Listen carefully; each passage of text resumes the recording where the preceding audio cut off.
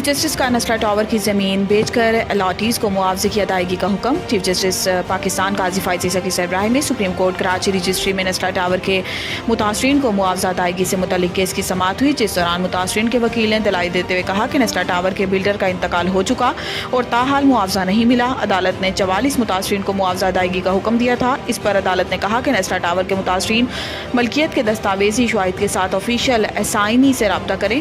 अदालत ने नस्ला टावर के प्लाट की मार्केट वैल्यू से मुतल्लिक भी रिपोर्ट पेश करने की हिदायत की और नस्ला टावर की ज़मीन फ़रोख्त का इश्तिहार शाया कराने का हुक्म दिया। अदालत ने नस्ला टावर की ज़मीन बेचकर अलॉटीज़ को मुआवजा अदा करने का हुक्म देते हुए कहा है कि नीलामी में आने वाली बोली की भी रिपोर्ट अदालत में पेश की जाए। इस्लामाबाद में रोटी की कीमत में कमी का नोटिफिकेशन मुअत्तल। जस्टिस तारिक महमूद जहांगीरी ने नान बाय वेलफेयर एसोसिएशन के सदर की दरख्वास्त पर समाअत की। अदालत ने ज़िला इंतज़ामिया का नान रोटी की कीमतों में कमी का नोटिफिकेशन 6 मई को आइंदा समाअत तक मुलतवी कर दिया। डिस्ट्रिक्ट इंतज़ामिया के नुमाइंदे ने बताया कि कानून में तरमीम करके DCOs को कीमत के तयन का इख्तियार दिया गया है। नान बाइयों के वकील बैरिस्टर उमर एजाज गिरानी ने दलाइल दिए कि आटा यहाँ महंगा और किराया भी ज़्यादा है, कंट्रोलर जनरल के पावर सेक्शन 3 के तहत नहीं है। जस्टिस तारिक महमूद जहांगीरी ने कहा है कि क्या तंदूर वालों से पूछा कि आटा कितने का आ रहा है या बस लोगों को खुश करने के लिए ऑर्डर जारी कर दिया। अदालत ने आइंदा समाअत तक नोटिफिकेशन मुअत्तल करते हुए फ्रीकैन से तफसीली जवाब तलब कर लिया और समाअत 6 मई तक मुलतवी कर दी। हमारे खदशात हैं, शब बारात पर बुशरा बीबी के खाने में जहर मिलाया गया। बुशरा बीबी की तर्जुमान मिशाल यूसुफजई ने कहा है कि हमारे खदशात हैं कि शब बारात पर बुशरा बीबी के खाने में जहर मिलाया गया।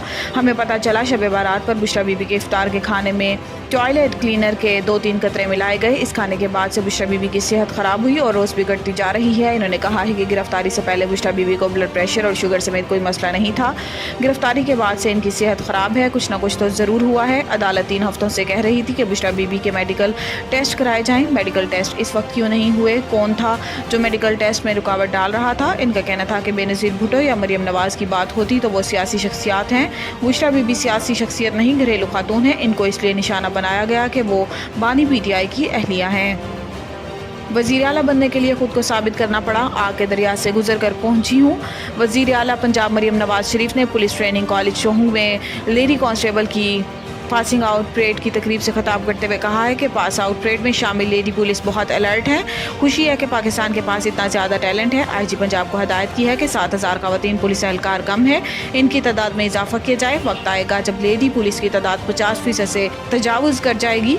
मरियम नवाज ने कहा है कि ख़वातीन बहुत मेहनती हैं, सुपर ह्यूमन की तरह काम करती हैं। माएँ भी, बेटियाँ भी हैं, बहनें भी हैं, प्रोफेशनल भी हैं।